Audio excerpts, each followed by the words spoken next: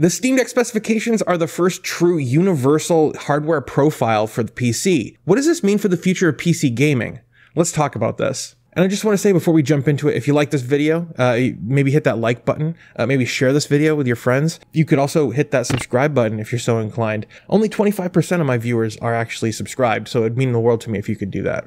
Thanks. Now, there have been other OEMs that have offered, stock SKUs with fixed specifications for PCs in the past. But I think the Steam Deck is really the first consoleized PC, but few of these previous attempts have had like the real appeal, and they were never poised to find the kind of success that the Steam Deck is destined to find. See, the PC has always been this ecosystem of variety, and it will remain that way. However, I believe that because there's now a dedicated handheld platform, developers are going to be targeting their games at the Steam Deck, and it will open the door to better performance for all PCs going forward. And that's awesome, right? I mean, if there's common hardware that developers can target with the Steam Deck as a baseline, that means they'll probably be providing support for the hardware for years to come, optimizing their games for the platform. But the question is, how will Valve approach upgrading the Steam Deck? And I'm not talking about end users servicing the device. I'm talking about future iterations of the hardware itself. In an interview with Rock Paper Shotgun, Valve's Greg Coomer said, quote, "We are relatively recently a hardware company, and our DNA really is in software where upgrading stuff, it takes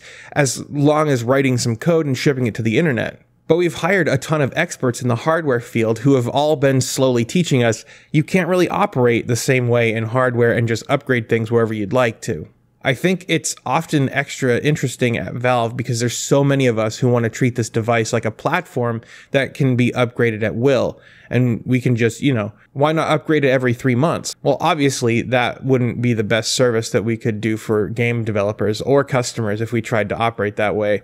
We're already looking ahead to the future because we believe this is a product line that will have a long life. So of course we're thinking about what we would do, what we would build next. And we're starting to make plans in those directions. But there is not a design for Steam Deck 2. But we're thinking along those lines and having conversations already about where we would draw the line for our next iteration of the device. Personally, what that says to me is that Valve won't be releasing hardware, a new hardware iteration for the Steam Deck for years to come. And what that also says to me is that the Steam Deck hardware is going to remain viable for at least the next 5 to 6 years, regardless of whatever iterations Valve might bring about. Further down in the article, Greg's colleague Lawrence Yang was asked, quote, "How future-proof is the Steam Deck?" Lawrence answered, "One of the ways it's more future-proof for us is because we made the hardware, we made the software, and we made the operating system. At all levels, we can update and change things we need to. So if it requires an OS update, a firmware update, or whatever future features that might require different things, we actually have the ability to do that."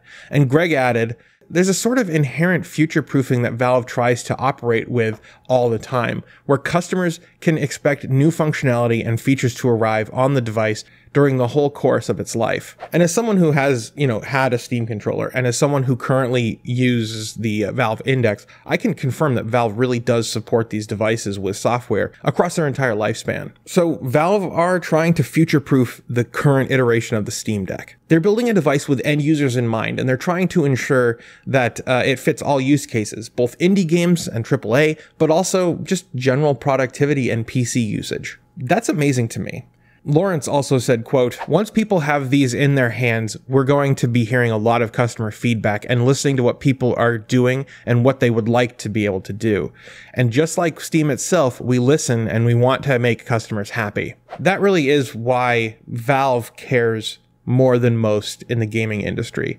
I'm very excited about the Steam Deck. I think that this thing is going to do gangbusters, and it's going to fundamentally change how PC gaming works. Not just because, it might temper the arms race that we've seen for basically the entire life of the PC, where old hardware is just prematurely discarded, but also I think that we're going to be seeing more thoughtful PC development with games supporting a broad range of hardware, including the Steam Deck, probably as a baseline going forward.